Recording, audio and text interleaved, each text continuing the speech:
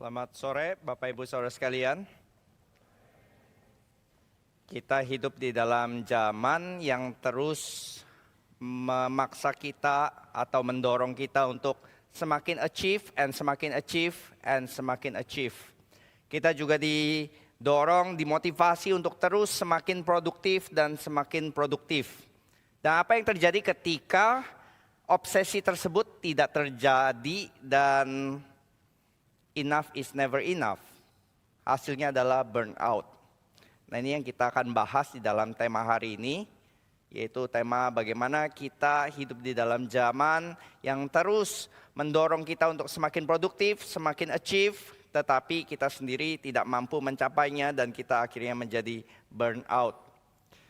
Saya percaya banyak dari kita di kota besar mengalami burnout. Ada satu survei kalau di Amerika cukup tinggi hasilnya. Mungkin saya pengen tanya dulu di sini ya, di dalam kau sore, siapa yang pernah merasakan burnout? Angkat tangan. Wih, banyak ya. Oh, ini semuanya sudah pernah kena panggang. Burnout. Siapa yang tadi pernah ya? Siapa yang sekarang masih merasakan burnout? Oh, ada juga ya, ada juga beberapa ya. Kalau survei tadi ya, survei di US gitu, ketika dia melakukan survei, 77% responnya adalah mereka merasa burnout di kantor, banyak yang akhirnya berhenti, banyak yang akhirnya nggak bisa berhenti, tetapi mereka merasakan ini sesuatu yang meaningless untuk terus dilakukan di dalam kantor mereka. Jadi kita akan membaca dua bagian di dalam firman Tuhan. Mari kita membuka dari Exodus 18, Keluaran 18 ayat 18. Ini mungkin adalah ayat yang paling jelas menggambarkan tentang burnout ya. Saya akan bacakan, "Kau akan menjadi sangat lelah, baik engkau, baik bangsa yang beserta engkau ini, sebab pekerjaan ini terlalu berat bagimu. Takkan sanggup engkau melakukannya seorang diri saja." Kita sudah pernah membahas ini adalah nasihat daripada Jethro kepada Moses ketika dia mengadili seluruh bangsa. Lalu satu lagi dari Matius 11 ayat 28 sampai yang ke-30. 3 ayat ini ya, mari kita baca bersama-sama. Ditampilkan 1, 2, 3. "Marilah kepadaku semua yang letih lesu dan berbeban berat, aku akan memberikan kelegaan kepadamu. Pikulah kuk yang kupasang dan belajarlah daripadaku, karena aku lemah lembut dan rendah hati, dan jiwamu akan mendapatkan ketenangan. Sebab kuk yang kupasang itu enak dan bebanku pun ringan." Mari kita berdoa. Bapa dalam surga, kami bersyukur boleh datang kepadamu ya Tuhan di dalam ibadah hari ini. Kami tahu ibadah adalah tempat di mana kami boleh mendapatkan perhentian. Kami berhenti dari segala kesibukan kami menghadap Tuhan, dan kami boleh mendapatkan kesegaran. Biarlah kami yang letih lesu dan berbeban berat yang ada di sekitar kami ya Tuhan, boleh mendapatkan kelegaan. Biarlah kami boleh belajar daripada Engkau untuk melihat kuk yang Kau pasang itu enak dan bebanmu ringan ya Tuhan. Biarlah kami boleh belajar apa yang menjadi kehendak Tuhan di dalam hidup kami, sehingga kami tidak hanya berputar-putar di dalam kesibukan, di dalam perlombaan yang ditetapkan oleh dunia ini, oleh goal yang ditetapkan juga oleh dunia ini ya Tuhan. Sehingga kami tidak lagi tahu apa yang menjadi tujuan hidup kami. Terima kasih ya Bapak, di dalam nama Tuhan Yesus kami berdoa dan bersyukur. Amin. Ada seorang psikolog dari Yale menulis di dalam disertasinya, ada 3 ciri ya ketika kamu mulai burnout, ketika seseorang mulai burnout. Apa 3 ciri orang-orang yang burnout? Mungkin kalau yang sudah burnoutnya akut, sangat gampang untuk melihatnya. Tapi mungkin ciri-ciri awal menuju kepada burnout ada 3 hal. Yang pertama adalah secara emosional letih, emotional fatigue and feeling overwhelmed ya. Yang sekali lagi dia sudah terlalu sibuk, sudah terlalu berat beban yang ditanggungnya, mungkin di kantor, di dalam hidup, di dalam keluarga, dan tidak bisa lagi. Dia sekarang kan dalam hatinya berkata, aduh jangan ditambah lagi ya, kalau tambah lagi nih udah deh, gue bisa gila gitu ya. Udah deh, ini semua rumah yang dibangun ini, rumah kartu-kartu ini langsung roboh seketika. Jadi itu gambaran yang pertama ya, secara emosional lelah dan merasa overwhelmed. Yang kedua adalah gambaran yang kita dapati orang itu mulai sinis. Mulai sinis ya, mulai sinis dan mulai ada detachment. Dari mana? Dari orang-orang di dalam lingkungannya atau di dalam organisasinya. Kalau yang awalnya mungkin dia masuk ke kantor atau masuk ke pekerjaan begitu happy, begitu bersyukur. Tapi kemudian ketika dia mengalami burnout, dia mulai berpikir ini company kok gini banget ya. Bosku kok begini banget ya. Lalu isunya bukan cuma sekedar capek Bapak Ibu. Karena kita semua tidak ada yang tidak capek ya. Kita semua energi terbatas. Kita bekerja sepanjang hari ya pasti capek. Tapi ini capek yang capek gitu. Capek yang bikin benar-benar overwhelmed tadi. Isunya bukan cuma sekedar capek. Karena kalau capek bareng-bareng itu seru ya. Tarik tambang rame-rame kan capek ya, tapi seru toh. Nggak ada yang komplain gitu. Retret rame-rame, enjoy bareng-bareng itu seru gitu.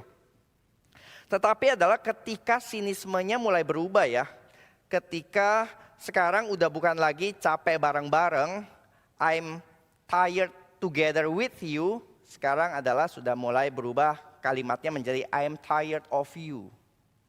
Beda ya kalau seorang suami berkata, I'm okay to be tired with you. Sama I'm tired of you. Beda ya. Satu, gua enggak apa-apa. Capek-capek bareng gitu ya. Tapi sekarang aku capek dengan kamu.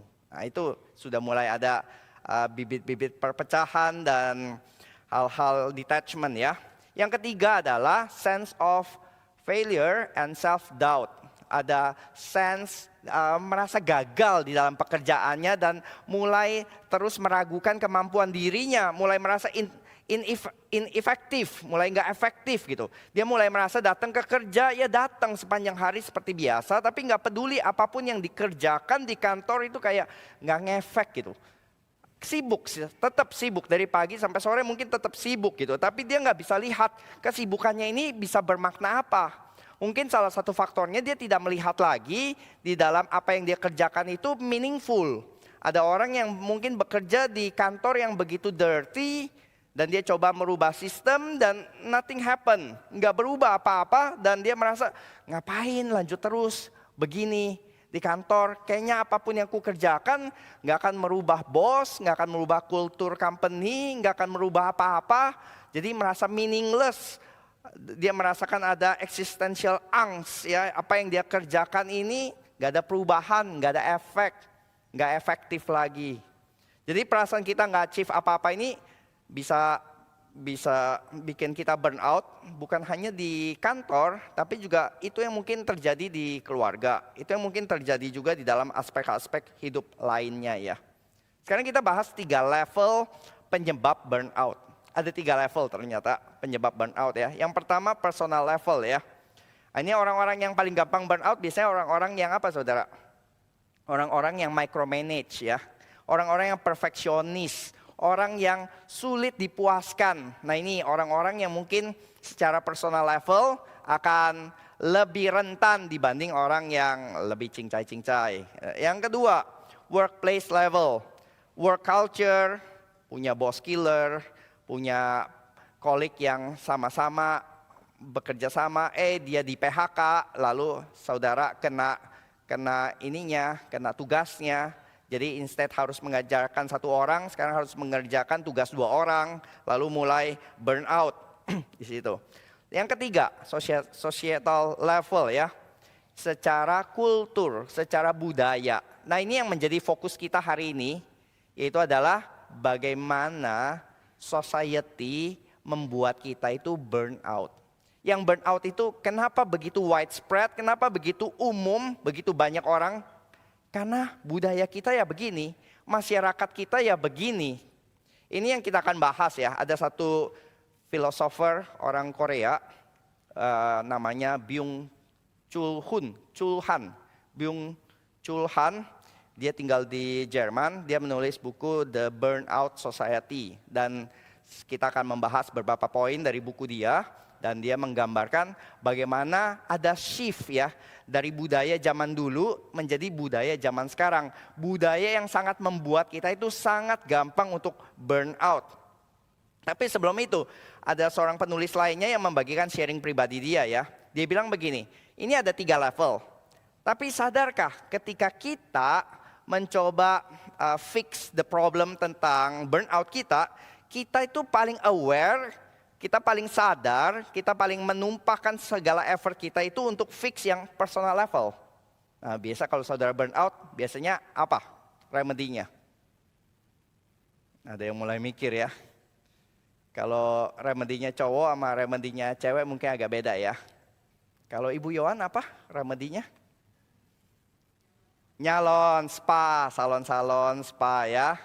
Lalu apalagi? Ya itu gampang ya, healing ya, healing. Pergi vacation, spa, face mask, kalau yang pria olahraga, nge-gym dan yang lain gitu ya. Tapi kemudian dia mulai sadar masalahnya ternyata lebih dalam ya. Udah spa, udah nge-gym, udah vacation, udah healing, tapi kok tetap restless di dalam hidup ini. Kenapa ya? Akhirnya dia mulai sadar, dia tulis begini saudara di dalam tulisannya. Apart from my ability to work all the time, I had little idea who I was. Kalau terpisah dari semua kemampuan saya untuk kerja setiap saat, kalau itu nggak ada lagi, saya bingung, saya ini siapa? Jadi dia sudah mengikatkan identitasnya dengan bekerja all the time. Itu yang nggak bisa terpisahkan. Jadi kalau dia nggak kerja all the time, dia merasa hilang identitas. Dia merasa ini bukan gua banget. Ini saya seakan-akan sudah terpisah daripada identitinya. Jadi ketika tulisan dipublish, dia bilang begitu ya. Lalu kan biasa ada komen-komen ya. Ada seseorang jurnalis yang cukup terkenal dan DM dia ya, direct message dia. Dan dia berkata, kamu tahu apa yang menyembuhkan burnout saya? Dia bilang having a baby, melahirkan anak. Loh mungkin sebagian orang melahirkan anak justru bikin burnout itu.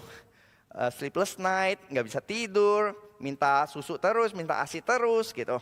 Ganti popok. Tapi dia bilang begini, melahirkan anak itu bukan maksudnya memang melelahkan gitu. Tapi ini satu-satunya cara, dia sebagai seorang jurnalis yang sukses tadi ya, yang terus working 24/7, gak ada istirahatnya, begitu hektik, mulai kesehatannya mulai susah juga. Lalu dia bilang satu-satunya cara bisa dia bikin dia berhenti bekerja adalah merubah gaya hidup secara drastis. Dengan apa? Dengan punya anak. Akhirnya dia harus cuti beberapa bulan kan. Nah itu yang akhirnya bikin dia bisa detach dari identity pekerjaan dia. Sehingga kita bisa lihat ya, ada tadi level personal, level workplace. Nah workplace ini. Nah sekarang kita ingin bahas yang ketiganya ya, societal level secara budaya. Burnout society. Ada 3 hal yang saya ingin bagikan dari buku tersebut ya. Coba ditampilkan. Yang ternyata paradoks ya. Ya sebenarnya masih banyak sekali ya poin-poin yang atau lesson-lesson yang bisa diambil. Bukunya pendek tapi very dense. Dia banyak membahas tentang Nietzsche, tentang yang lain-lain, Hannah Arendt, yang lain-lain gitu. Tapi 3 hal ini yang kita ingin bahas karena ini 3 paradoks yang terjadi di dalam burnout ya. Yaitu adalah yang pertama freedom from slavery justru menuntun atau leading kepada self-slavery. Yang kedua excessive positivity nanti maka semakin positif malah berubah menjadi toxic positivity. Dan yang ketiga, hyperactivity justru nanti end up-nya kita berakhir di total passivity. Nah kita bahas satu demi satu Bapak Ibu. Yang pertama ya, freedom yang leads to self-slavery. Kita mungkin hampir tidak pernah lah mengalami yang namanya slavery. Gak ada kan ya yang diperbudak oleh Firaun atau diperbudak oleh Kim Jong-un, gak ada kan. Tapi kalau kita baca berita-berita Kim Jong-un, wah serem banget ya. Kita takut banget dengan rezim diktator ya. Yang segala sesuatu dikontrol, segala sesuatu diatur, diawasi. Kalau melanggar dibredel, gak ada kebebasan. Oh kita sekarang di dalam zaman yang neoliberal. Di mana-mana ada kebebasan. Pemerintah memberikan kebebasan. Saudara bebas berusaha. Saudara bebas kan? Mau pilih pekerjaan. Saudara bebas mau bikin usaha. Saudara banyak kebebasan yang diberikan di dalam negeri ini. Saudara bebas pergi, gak usah harus lapor kepada polisi dari Jakarta ke Bandung. Gak perlu kan? Jadi ada kebebasan-kebebasan yang sangat besar di dalam zaman sekarang. Dan kita kalau bandingkan dengan zaman nenek moyang kita gitu ya, mungkin 100-200 tahun yang lalu, kita sadar begitu banyak kebebasan yang kita anggap sudah semestinya, mereka tidak punya saudara. Yaitu apa? Bebas pilih pekerjaan. Saudara bebas kan pilih mau kerja apapun? Dulu kan enggak. Dulu orang tua saudara kerja apa? Ya itulah pekerjaan saudara. Saudara enggak bebas pilih jodoh. Saudara nanti dijodohkan zaman Siti Nurbaya. Saudara enggak bebas pergi ke tempat yang jauh karena sangat mahal. Sekarang pergi ke luar negeri gampang sekali. Maka si Han ya, saya bilang Han aja ya. Han bilang kita sudah beralih ya dari disciplinary society ke achievement society. Bukan lagi masyarakat yang digerakkan karena paksaan. Tadi itu ya, semua diatur oleh pemerintah. Ekonominya harus begini, politiknya harus begini. Sekarang bebas, mau bikin partai politik boleh gitu ya. Nah jadi kita masyarakat yang bukan lagi digerakkan karena paksaan dari atas, tapi masyarakat yang digerakkan dari kebebasan di dalam. Siapa yang tentukan tujuannya? Kita yang tentukan tujuannya. Di sini kita sering mendengar di dalam dunia modern ada slogan-slogan tentang freedom ya. You are free to be whatever you want to be. The sky is the limit. Nah ini kan, the sky is the limit. Jadi siapa yang tentukan goalnya? Bukan pemerintah, kita yang tentukan. Mau bikin perusahaan berapa ratus cabang, kita yang tentukan. Mau kekayaan sebanyak apa, kita yang tentukan. The sky is the limit unless you set your goals higher. Terus kita juga mendengar slogan lainnya ya. You are free to be the best version of you. Be the best version of you. Jadi kamu gak diatur-atur lagi. Kamu yang tentukan. Kamu mau jadi seperti apa? Versi terbaik yang kamu pikirkan, itulah yang kamu kejar. Itulah yang kamu kejar ke arah situ. Jadi kita berusaha untuk benar-benar menampilkan diri kita menjadi yang terbaik. Kita mau menjadi versi yang terbaik kita. Kita nggak mau malas-malas lagi, kita mau disiplin. Kita download semua apps yang bisa bikin diri kita semakin produktif, yang bikin diri kita semakin disiplin. Bahkan untuk urusan rumah pun kalau bisa serapi mungkin. Ala Marie Kondo, harus serapi mungkin. Perfect clean. Akhirnya kita begitu sibuk ya, di dalam pekerjaan kita mau perfect, di dalam rumah kita mau perfect, di dalam relation kita mau perfect. Akhirnya kita menjadi terlalu sibuk dan sampai tidak ada waktu untuk memikirkan apa yang benar-benar penting, apa yang menjadi makna dari semuanya ini. Kalau dulu di camp konsentrasi, di labor camp, yaitu adalah kamu dipaksa, kamu ditekan oleh sipir, oleh polisi. Nah sekarang Han bilang, sekarang nggak ada di dalam masyarakat neoliberal gini semuanya bebas, tapi ternyata nggak bebas. Ternyata kamu juga yang berpikir kamu bebas, ternyata kamu sangat terbelenggu. Dibelenggu oleh siapa? Oleh dirimu sendiri. Jadi kamu adalah tahanannya, kamu napinya, tapi sekarang yang menjadi sipir bukan orang lain, yang menjadi sipir diri sendiri. Kamu dieksploitasi, yes, dirimu dieksploitasi oleh diri sendiri. Nah ini kan ya, kita pasang goal, kita setinggi-tingginya, saya mau begini, kalau tidak tercapai, yang hukum siapa? Diri sendiri juga. Bego ya gua, musnya kemarin gua ambil tuh kesempatan itu ya. Aduh, harga emas nggak ini lagi deh. Aduh, kesempatan ini nggak terulang lagi deh. Kita hukum diri sendiri ya. Kita bilang, aduh, gua males sih. Aduh, gua bodoh sih. Udah lain kali harus strive harder lagi.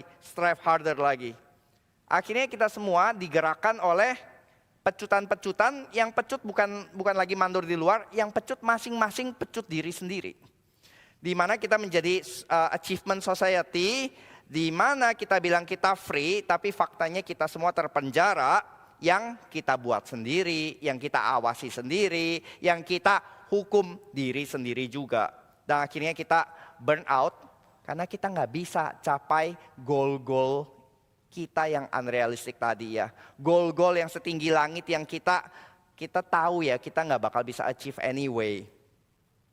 Jadi struggle-nya kalau Karl Marx di zaman dulu, Karl Marx bilang society itu tentang class struggle ya. Tentang ada namanya kelas bourgeois, penguasa, kaya yang menindas kelas proletar, kelas buruh, kelas miskin ditindas. Ada bourgeois menindas proletar. Nah di sini lalu bagaimana nanti struggle-nya ada revolusi, menggulingkan penguasa berikutnya.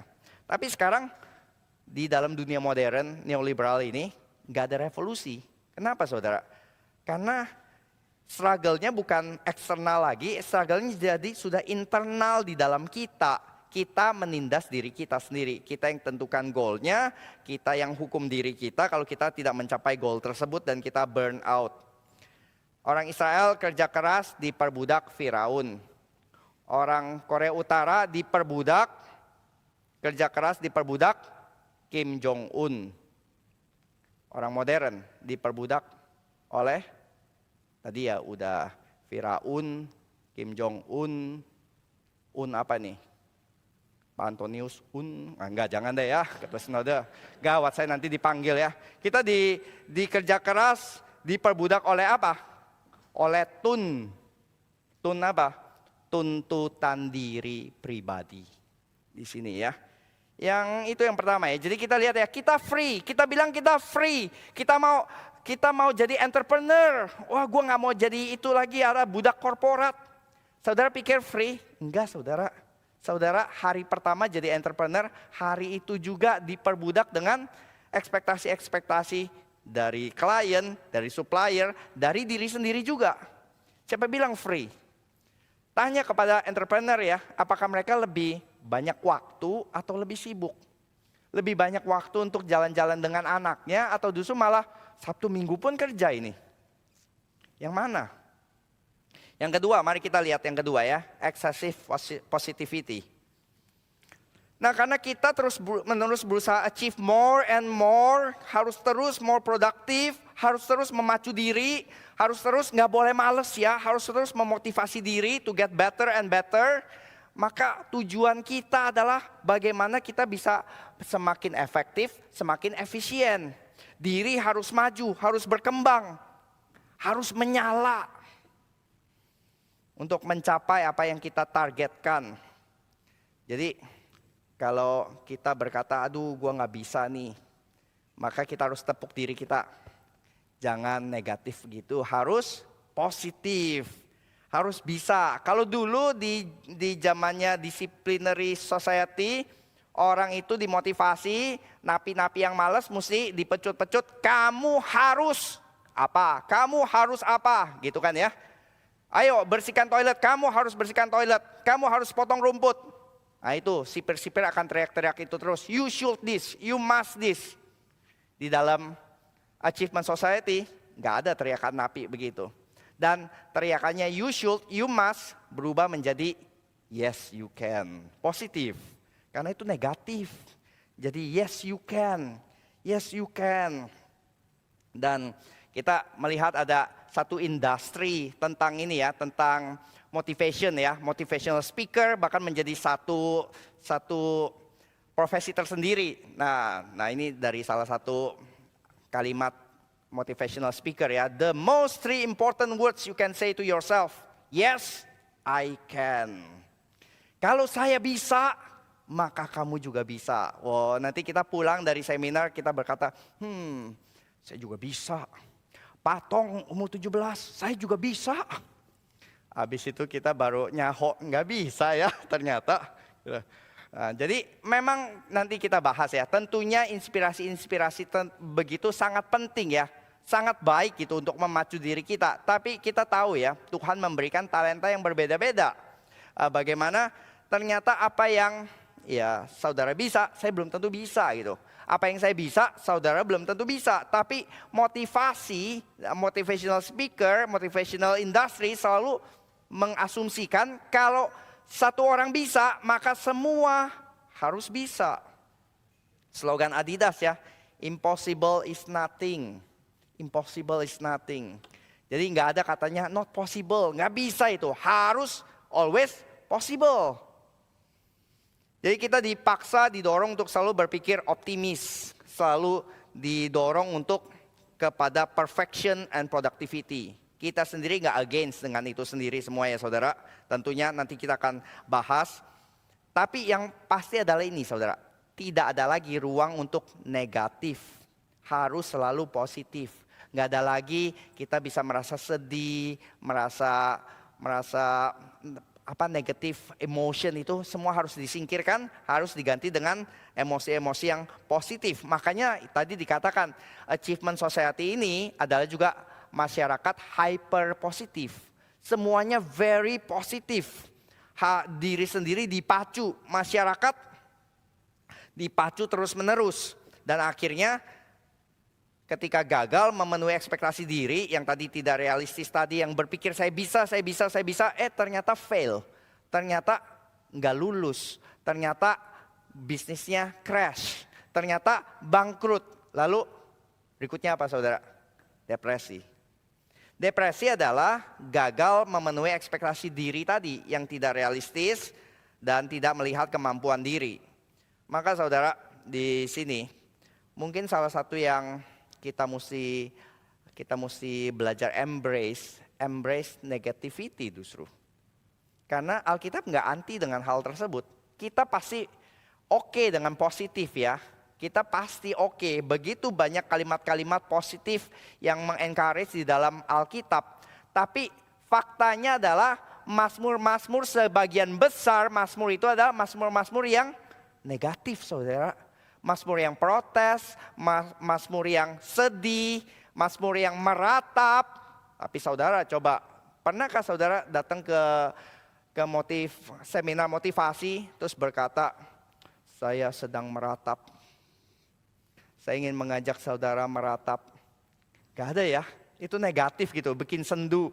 Yang diinginkan di dalam seminar motivasi adalah saudara yang tadinya udah mulai loyo-loyo, udah pikir nggak possible lah begini. Tapi saudara pulang di recharge lagi.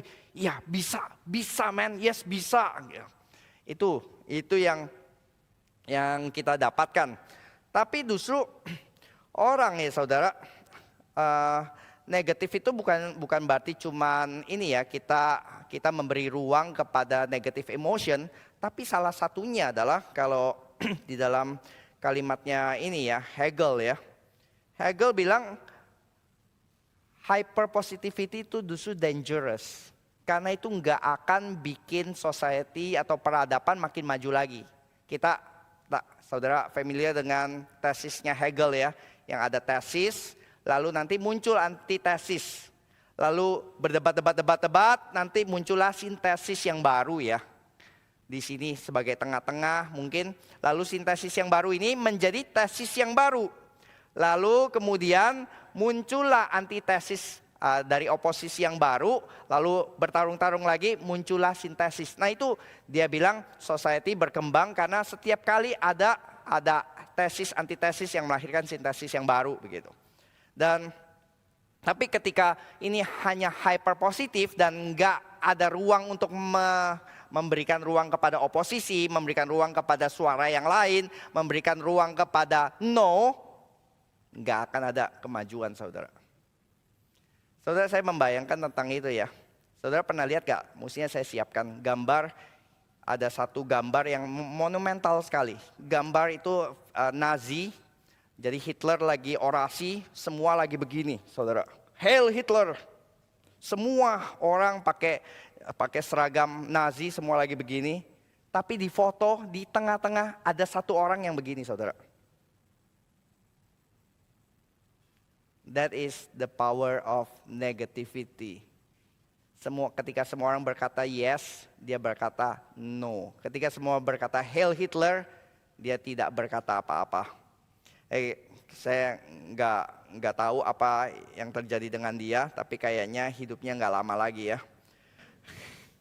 Jadi justru di dalam achievement society demikian saudara, orang-orang yang merasa dirinya puas dengan hidupnya happy, tapi nggak sesuai dengan format dunia, kita justru akan paksa mereka untuk jangan berpuas diri.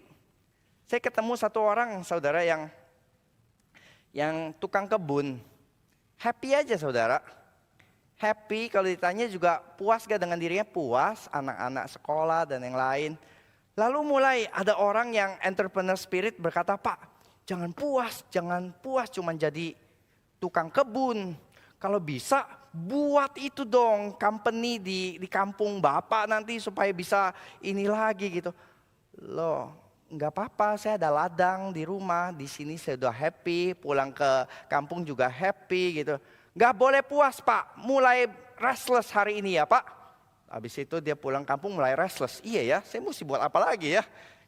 Atau mungkin yang lebih gampang ya saudara, ibu-ibu yang full time housewife, lalu reunian dengan teman-teman, kerja di mana? Oh saya di KPMG.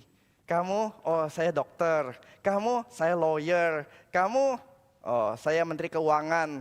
Apalagi gitu ya ini. Terus kamu? Saya ibu rumah tangga. Oh cuman ibu rumah tangga. Kapan balik lagi ke dunia profesional? Jadi saudara di sini ya diminta jangan berpuas diri, harus restless, harus upgrade terus menerus. Kalau berpuas diri namanya nggak ada ambisi. Harus ambisi setinggi langit dong. Jangan puas cuma di posisi yang sekarang ini. Ini apa? Kamu not even middle class. Kalau bisa ya ke middle class dong.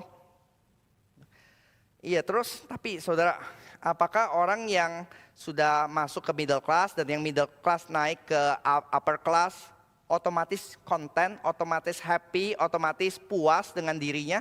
Enggak juga saudara. Ada seorang sosiolog dari Amerika juga yang menulis ya. Dia menulis demikian ya. Saya heran dengan Amerika ya. Amerika tuh nggak ada kelaparan, Amerika nggak ada kekurangan bahan apa. Semuanya berkelimpahan, semuanya hampir semua itu nggak ada yang ini zaman dulu ya 1830, nggak ada yang miskin-miskin banget. Semuanya almost middle class dan upper class gitu. Beberapa aja yang di bawah tingkat kemiskinan. Tapi kenapa tingkat kegelisahannya itu begitu widespread, begitu menyebar, begitu dirasakan di mana-mana. Dan yang gelisah bukan hanya yang tingkat rendah, tingkat tengah juga, middle class juga, upper class juga. Dan dia mendapati semakin tinggi, restlessnya makin tinggi juga.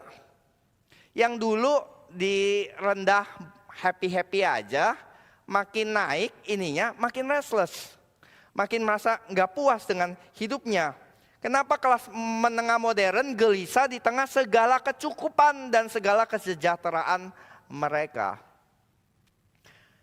Jadi Han bilang total positif dari dunia ini justru berbahaya. Ini saatnya justru kita di tengah-tengah arus dunia yang semuanya harus positif. Kita justru harus develop satu attitude untuk berani berkata no atau justru berani mempertanyakan kenapa harus begitu.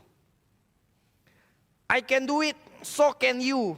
Beranikah saudara terus berdiri ya? Kenapa harus begitu Pak? Yes, you must be number one. Kita semua bisa menjadi number one. Berani saudara berdiri. What's wrong with being number two? Kenapa emang dengan being number two? Di dalam kehendaknya kan Tuhan sudah kasih ke setiap kita spesifik gift, spesifik talenta, spesifik kesempatan. Kita bukan tidak terbatas. Kita tidak selalu bisa menjadi apapun yang kita inginkan. Tapi ini semua demi kebaikan kita. Dan juga demi kebaikan orang-orang di sekitar kita gitu. Jadi kita tahu di dalam di dalam kultur gereja kita adalah kultur yang sangat mendorong kita untuk berpacu ya, untuk squeeze, untuk working hard, satu yang sangat baik gitu. Jadi saudara supaya tidak salah menangkap, ini bukan berkata, oh Pak Heru lagi ngajarin kita supaya jangan squeeze kalau begitu ya. Bukan saudara, bukan. Persoalannya bukan antara squeeze atau tidak squeeze. Persoalannya adalah ketika saudara squeeze, squeeze-nya untuk tujuan apa? Untuk personal benefit, untuk personal advancement doang, atau justru untuk kebaikan dunia, untuk kebaikan orang lebih banyak. Kristus squeeze himself sampai titik darah terakhir bukan demi saya mau naik jadi kaisar, bukan saudara. Kristus squeeze dirinya supaya dia bisa berkorban bagi banyak orang. Jadi tetapi achievement society mereka bisa sangat squeeze lebih dari kita bahkan. Orang-orang Jepang kita bisa melihat mungkin dari semangat squeezism kita kalah dengan orang Jepang. Mereka bisa lembur sampai jam 1, besok jam 5 udah masuk kerja lagi. Tapi mereka squeeze untuk apa saudara? Squeeze untuk personal achievement, untuk personal glory. Maka problem yang kita mesti tanyakan adalah ketika kita squeeze, nah di dalam dunia yang memang memaksa kita untuk squeeze juga, squeeze-nya untuk apa? Untuk personal atau untuk God's glory. Yang ketiga saudara, hyperactivity yang leads to passivity ya. Nah achievement society kan hanya menghargai progress, hanya menghargai achievement, hanya menghargai productivity. Maka dari itu kita harus selalu aktif. Kalau kita pasif, kita itu nggak achieve. Maka nanti resume bos akan pilih ya, wah dia aktif di berbagai kegiatan. Kalau dia pasif, oh, nggak produktif, nggak cocok. Maka kalau lebih lagi kita cari orang-orang yang bukan hanya aktif dan produktif, tapi kalau bisa multitasking. Bisa mengerjakan beberapa hal, bisa pegang beberapa departemen sekaligus, gajinya tetap satu. Ini yang kita inginkan, atau kita sendiri, kita memacu diri kita, bagaimana dengan 24 jam waktu terbatas, kita bisa melakukan banyak hal sekaligus, sambil nyetir, sambil dengar lagu, sambil ngobrol dengan teman sebelah, sambil ngecek WA, dan nggak mati. Oh hebat itu ya. Itu yang kita inginkan kan, bisa multitasking, ibu-ibu bisa sambil gendong bayi, sambil masak, dan sambil konseling, sambil yang lain. Itu yang kita inginkan. Dan saya sadar juga Jemaat Gary juga punya satu multitasking task, gift yang paling hebat. Sambil dengar khotbah, bisa pesen GoFood, bisa Tokopedia, bisa kadang-kadang kedengaran Shopee gitu ya di tengah ibadah gitu. Hebat sekali Jemaat Gary itu sambil ibadah, sambil multitasking yang lain-lain saudara. Jadi, saudara ini sindiran by the way ya, bukan pujian ya. Kalau ada yang saking nggak ngertinya saudara gitu. Jadi ada ya orang yang mungkin ya, ada mahasiswa yang sambil nulis paper, sambil nelponan, sambil makan, buntut-buntutnya papernya nggak selesai, makanannya dia nggak enjoy, dan dia lupa semua percakapan dengan temannya juga gitu. Kita pikir we are built for multitasking. Han ada tulis yang menarik, dia bilang multitasking itu bukan kemajuan society, bukan kemajuan peradaban, justru itu kemunduran. Saya waktu baca, kok gitu ya, kenapa ya? Dia menyamakan multitasking itu tuh yang dilakukan oleh binatang. Kamu coba lihat binatang katanya, binatang itu tuh selalu multitasking, mode-nya itu selalu multitasking. Karena kalau si rusa makan dia sambil harus waspada, singa ada di mana gitu ya. Sambil gedein anak sambil terus waspada, ada makanan di mana. Jadi selalu harus multitasking. Manusia justru dia bilang satu-satunya spesies itu yang nggak harus multitasking dan bisa pause, bisa rest, bisa merenung, bisa bengong. Jadi ini ya, zaman kita yang sudah menjadi zaman hyperactivity ini, kita akhirnya sibuk terus menerus sampai tidak bisa memproses lagi kenapa kita harus sesibuk ini dan nggak ada lagi waktu untuk kontemplasi seperti Maria. We are all too busy like Mary. Kita ini udah sibuk dan kita melihat kesibukan seperti Maria itulah yang kita hargai. Inilah yang seharusnya. Dan kita mulai menegur orang-orang seperti Maria. Kok lu nggak bantuin? Sama seperti seperti Marta yang menegur Tuhan Yesus ya. Tuhan, kenapa itu nggak bantuin saya masak? Ini saya udah kesibukan nih di dapur. Maka di zaman ini kita mungkin perlu membangkitkan vita kontemplatif. Di mana kontemplatif itu tuh bukan cuma sekedar sibuk responding kepada semua stimulus, kepada semua afirmasi, impuls yang datang kepada kita. Dan kita seperti Maria bisa berkata no kepada yang urgent dan berkata yes kepada yang benar-benar penting. Ada satu buku lainnya yang bernama The Tyranny of the Urgent. Kita itu akhirnya ya, kalau kita nggak pernah memprioritaskan apa yang benar-benar penting dalam hidup kita, kita nggak akan prioritaskan itu, nggak akan put waktu enough komitmen terhadap tersebut. Kita mungkin ngangguk-ngangguk, ya baca Alkitab penting, doa penting, punya relasi sama teman, komunitas penting, spending waktu dengan orang tua yang semakin tua juga penting. Itu semua kita akan bilang penting. Tapi nggak dijalanin. Bapak Ibu, kenapa? Karena kita selalu sibuk dengan the urgent things. Ada email yang harus kita balas. Ada kerjaan dari bos project yang harus selesai besok. Ada pelayanan ini dan itu. Ada hal-hal komitmen-komitmen lain yang harus kita kerjakan. Jadi kalau kita tidak secara aktif benar-benar prioritas, oke, pagi ini adalah waktu untuk saya memberikan waktu untuk saat teduh atau untuk berdoa. Atau oke, setelah selesai kebaktian ada jemur, saya mau luangkan waktu untuk diskusi di situ. Kalau enggak saudara, kita akan selalu waktu kita digeser dengan hal-hal yang urgent. Oke, kita makan di mana, kita harus meeting ini dan meeting itu. Akhirnya yang penting-penting tidak ada tempat, yang ada tempat di mana-mana hanya yang urgent tadi yang mungkin tidak penting. Yang tidak disadari adalah intensifikasi hyperactivity ini justru berujung bukannya kita makin aktif, tapi justru makin pasif. Orang yang taat kepada setiap impuls, kepada setiap stimulus, dan nggak ada resistansi, akhirnya bukan aktif, tapi justru makin pasif. Kelihatannya aktif, tapi sebenarnya pasif. Ini saya ada ilustrasi yang cocok, saudara. Saya ada akuarium di kantor, lalu saya pasang filter, dan arusnya ternyata terlalu besar untuk akuarium kecil ini ya. Jadi arusnya kencang sekali. Jadi saya taruh ikan-ikan 10 ikan gitu di situ, dan mereka itu yang tadinya berenang bisa bebas-bebas, sekarang jadi nggak berenang, saudara. Jadi cuman fokus di tengah melawan arus saja, gitu. Di situ diem aja melawan arus gitu. Saya bilang ini fitness time.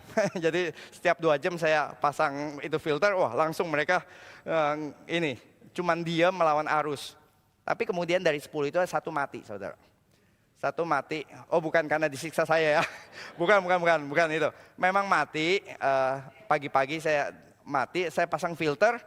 Karena dia mati, dia akhirnya ke bawah arus kan, muter-muter. Jadi yang mati itu kelihatan aktif banget, muter-muter.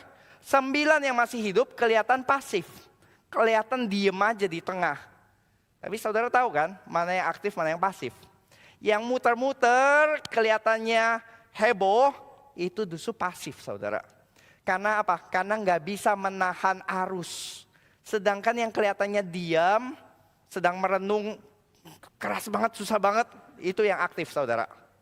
Jadi kita gambaran yang sekali lagi kita mungkin lebih pengen kelihatan seperti itu ya, ikan-ikan yang aktif gitu. Tapi itu ilusi, yang makin percaya makin aktif justru makin bebas. Dan dengan addiction kepada sosmed kita sadar, saudara, semakin kita bebas untuk scroll, semakin kita tidak bebas lepas dari addiction kita. Ada seorang anak remaja yang bilang kepada papanya gitu ya, papanya kasih gitu, kasihlah main sosial media atau main game gitu di perjalanan mobil gitu. Tapi anaknya udah tahu papanya punya boundaries ya terhadap screen time. Lalu dia bilang, "Pak, tolong ambil iPad ini sekarang, Pak." "Kenapa?" "I cannot help but scrolling. I cannot stop that. Help me. I cannot stop." Gitu. Kalau kamu nggak ambil, ya saya nggak bakal berhenti. Gitu. Itulah gambaran achievement society kita ya, yang we just simply cannot stop. Kan kenapa nggak bisa stop? Karena di dalam achievement society yang harus semua aktif, harus progress, stop dianggap negatif, stop dianggap tidak berguna. Stop itu tidak nyaman.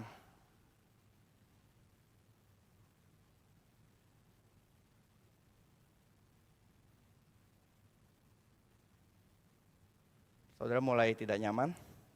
Kalau pengkhotbah pos kelamaan, kita simply cannot pause anymore. Kita pengen dibombard. Saudara kalau scrolling udah mulai nge-lag 1 detik aja, saudara udah nggak sabar kan?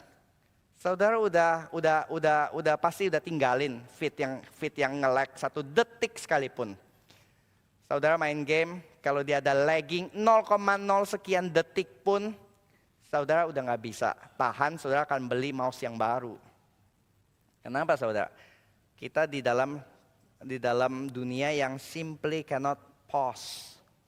Kita harus selalu on all the time, harus aktif all the time. Kalau bisa ini HP kita makin canggih, itu baterainya bisa tahan berhari-hari, berminggu-minggu. Dan kalau udah lowbat, kita charge, kita merasa charging time itu useless.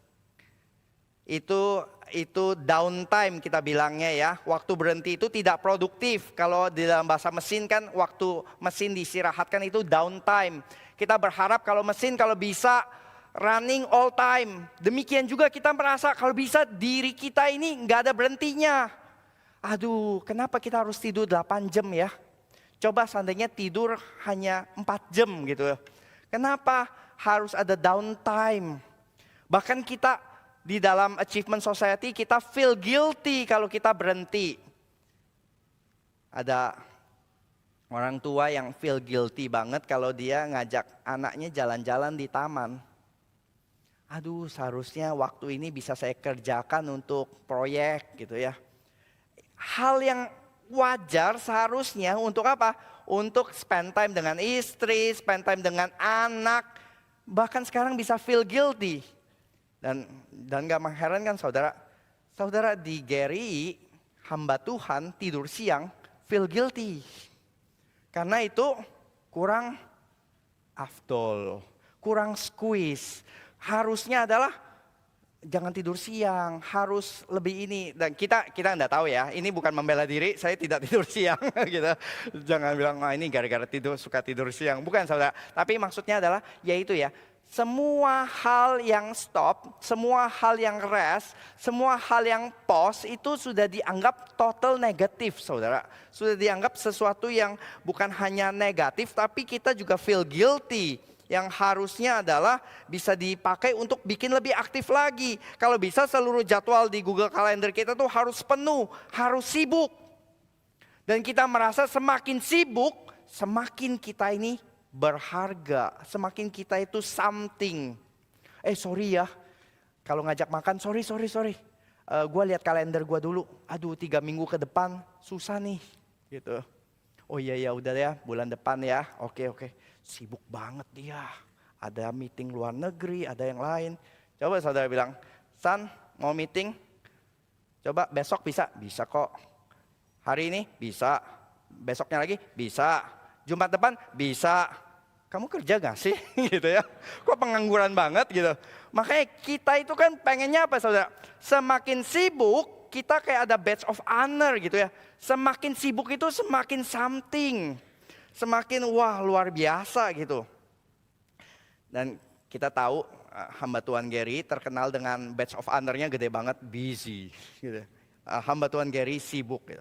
Tapi saudara jangan sampai Jangan sampai saudara, ini serius, jangan sampai kalau saudara benar-benar menghadapi sesuatu yang memang urgent, harus konseling, harus ketemu, jangan sampai gara-gara ada persepsi, hamba Tuhan sibuk gitu ya, nggak ada waktu untuk dombanya, akhirnya benar-benar kesulitan dan nanti sudah sampai kepada yang tahap yang sudah nggak bisa balik lagi. Jadi lebih baik cari waktu, nanti kita akan coba cari di antara berbagai hamba Tuhan, pasti kita berusaha.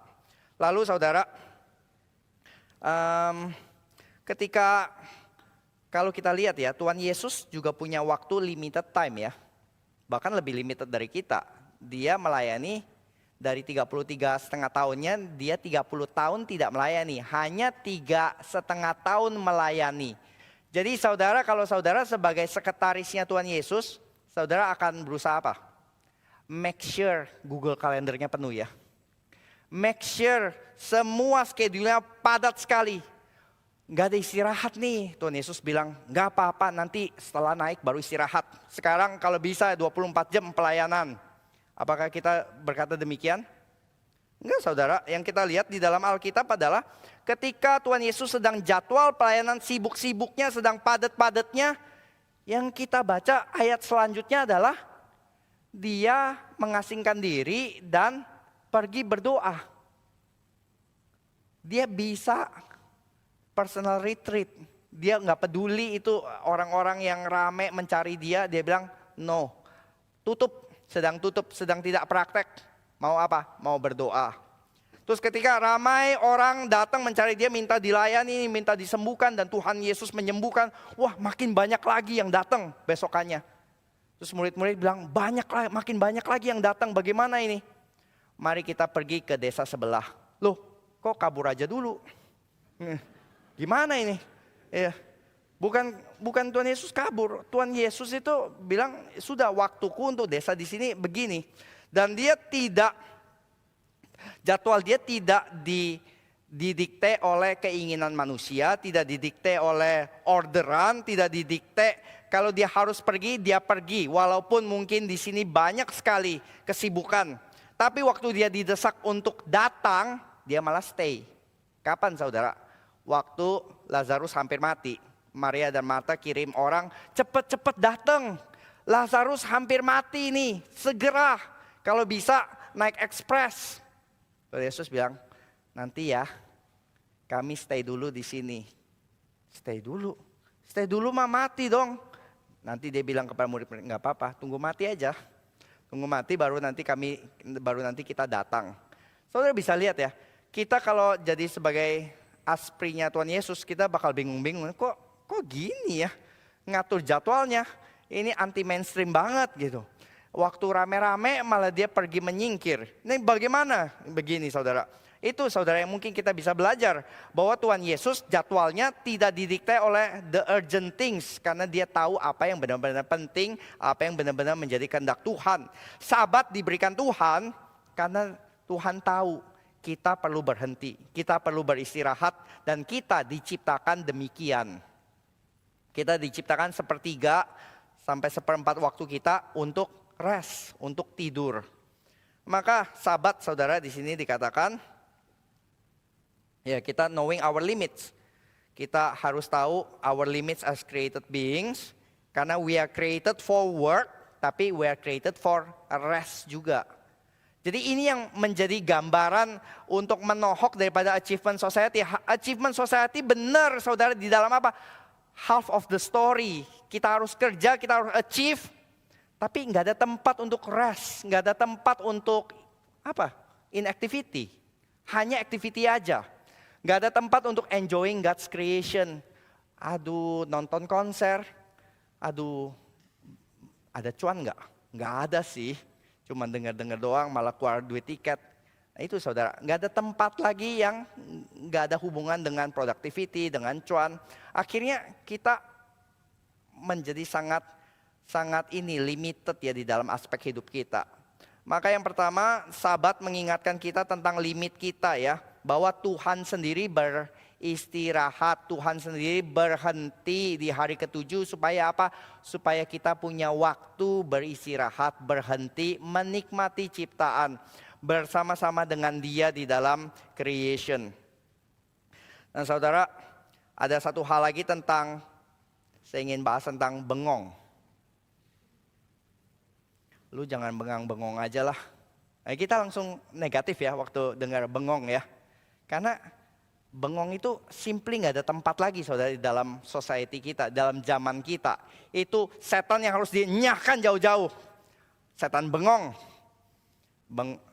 By the way, bengong ini nanti mulai banyak ya saudara yang menangkap pesannya si Byung-Chul Han ini. Lalu mulai banyak yang tulis tentang positif atau benefit daripada bengong.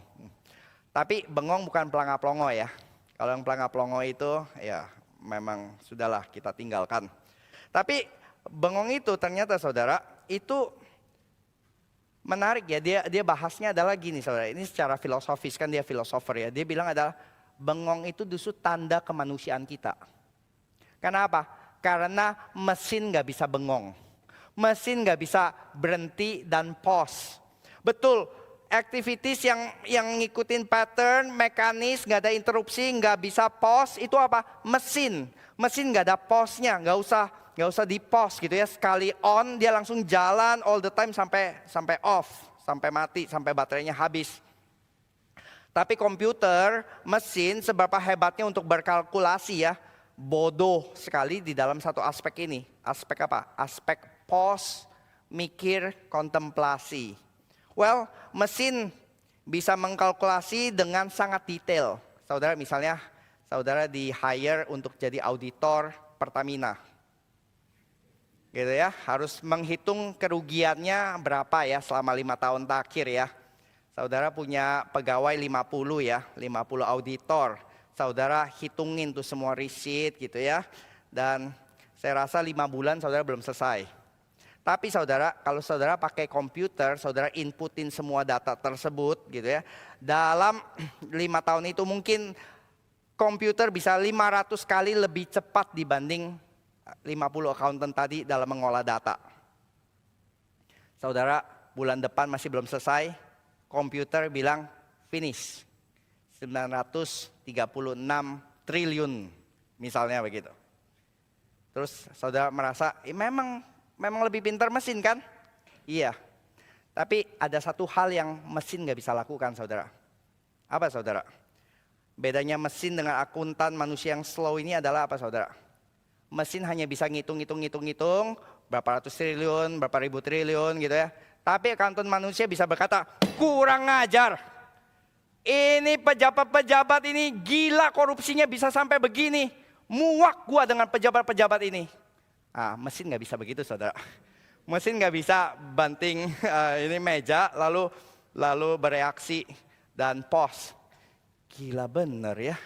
Ini baru satu BUMN loh. Gimana yang lain ya? Gimana dana antara nanti ya? Mesin nggak bisa saudara. Mesin bisa menganalisa angka-angka 505.000 kali lebih cepat daripada saudara. Tapi satu hal yang mesin nggak bisa lakukan ketika ketemu pejabat. Dia nggak bisa ludahin itu pejabat. Kita yang muak mungkin bisa saudara. Kita bisa memaki, kita bisa mengumpat. Kita juga bisa mendoakan tentunya ya. Tapi ya itu yang tidak bisa dilakukan oleh mesin. Bahwa bengong, berpikir, berkontemplasi itu sebenarnya bukan sesuatu yang pasif. Itu sesuatu yang sangat-sangat manusiawi. Saudara, saya mau tampilkan satu gambar. Saudara ingat gak ini film apa? Film apa ini saudara? Film Wall-E ya. Film yang manusia sudah mencapai teknologi advancement, sudah paling puncak. Sudah bisa bukan tinggal di bumi lagi, tinggal di pesawat luar angkasa. Semakin canggih, semakin hebat, semakin modern, akhirnya semua autopilot. Dan yang terjadi apa? Bukan hyperactivity tadi, akhirnya berakhir di passivity. Beneran pasif, nggak bisa ngapa-ngapain. Saya rasa ini gambaran yang film yang sangat menggambarkan tepat sekali ya dengan ya itu ya.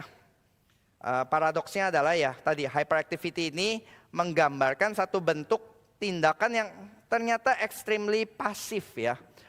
Di mana dunia ini cuma bilang just do it, just do it, just do it. Bukan duit ini, just do it. Ya. Tapi ya ini saudara, gak ada satu slogannya. Just stop a while and think. Gak ada saudara. Kalau bisa adalah saudara didorong untuk terus semakin aktif dan semakin aktif. Ada satu kalimat akhir dan dia mengkaitkan ini dengan doping society ya. Achievement society menjadi doping society. Kenapa saudara? Supaya saudara tetap aktif, supaya saudara nggak lowbat, saudara harus didoping. Mau itu kopi, mau itu ganja, mau itu apapun, supaya keep working. Doping society, dan di bukunya kalimat akhirnya saya suka.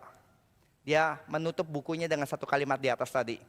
They are too alive to die and too dead to live. Dan dia menggambarkan doping society itu adalah society yang sangat mengkonsumsi obat-obatan, vitamin, gym, kebugaran. Semua kita dituntut untuk sehat dan sehat makin sehat. Untuk apa saudara? Gak perlu dipertanyakan untuk apa. Yang penting saudara sehat. Sehat untuk apa? Ya tentunya supaya makin produktif lagi. Gitu. Makin produktif lagi. Dan to death to live. Dan ditutup dengan satu kalimat. Why are we trying so hard to survive in this achievement society when we are too dead to live? Dan sepertinya kita menutup dengan satu kutipan yang kita baca oleh Saint Augustine yang sangat terkenal tersebut ya saudara. Coba tampilkan, true rest itu apa saudara? Ya Augustine berkata ya, you have made us for yourself, O Lord, and our heart is restless until it rests in you. Ini bukan orang pecundang saudara. Saint Augustine itu orang yang sudah di puncak. Dia udah dari Kartago, lalu sudah achieve something, lalu dia pergi ke Roma. Di situ di Roma dia sangat diakui. Pindah lagi ke Milan, di mana kaisar dan orang-orang upper society tinggal di situ. Di situ juga dia achieve something dan dia merasa kosong, merasa restless. Akhirnya setelah dia mengenal Kristus, dia bertobat, baru dia mendapatkan rest in Christ. Ya saudara, saya tahu mungkin ada ibu-ibu yang restless. Aduh saya kok bukan jadi ibu yang baik ya, yang seharusnya ya. I think I should be the perfect mom in the world gitu. Terus ada orang-orang yang bekerja, yang terus memperbudak diri dengan ekspektasi. Mungkin saya berharap ayat ini dari Matius 11 ayat 28 yang boleh memberikan rest kepada kita semua ya. Come to me all who labor and are heavy laden, I will give you rest. Datanglah kepadaku semua yang berbeban berat, aku akan memberikan kelegaan kepadamu. Karena kita diterima oleh Tuhan bukan karena what we achieve di dalam achievement society. Tapi apa yang Kristus achieve. Dia gak berkata, kamu ini ya kurang reform, sorry ya, gak bisa masuk surga dulu. Enggak, dia berkata, come to me. Diterima kenapa? Karena apa yang Kristus sudah capai bagi kita, bukan apa yang kita sudah capai di dalam diri kita. Mari kita berdoa. Bapa dalam surga, kami bersyukur ya Tuhan, kami melihat ya Tuhan bahwa dunia, culture, society, semangat zaman terus mendrive kami semua untuk produktif, untuk terus achieve something. Tapi kami tidak pernah mempertanyakan kenapa kami harus achieve lebih dan lebih lagi. Untuk siapa kami harus achieve ini. Dan mungkin kalau kami jujur, jawabannya adalah untuk kenyamanan diri kami. Untuk personal glory kami. Dan bukan untuk kebaikan atau untuk nama Tuhan. Karena itu ya Bapak, kami berdoa kiranya Tuhan yang memakai perenungan hari ini untuk kami boleh berani stop, berani pause, berani memikirkan apa yang benar-benar penting. Sehingga kami mungkin harus mengambil tindakan yang drastis. Atau kami mungkin harus merubah berbagai habit kami. Sehingga kami ya Tuhan mulai sadar kami bukan tikus di dalam perlombaan. Tapi kami adalah anak-anak Allah yang ditebus. yang diterima bukan karena kami lebih daripada yang lain, bukan karena kami bisa. Yes, we can. Tapi karena Kristus mati dan menebus kami, sehingga kami boleh diterima di hadapan Engkau. Terima kasih ya Bapak, kami serahkan setiap dari kami yang restless, yang burden out, yang burn out, biar Tuhan yang boleh memberikan rest yang sejati kepada setiap dari kami. Di dalam nama Tuhan Yesus kami berdoa dan bersyukur. Amin.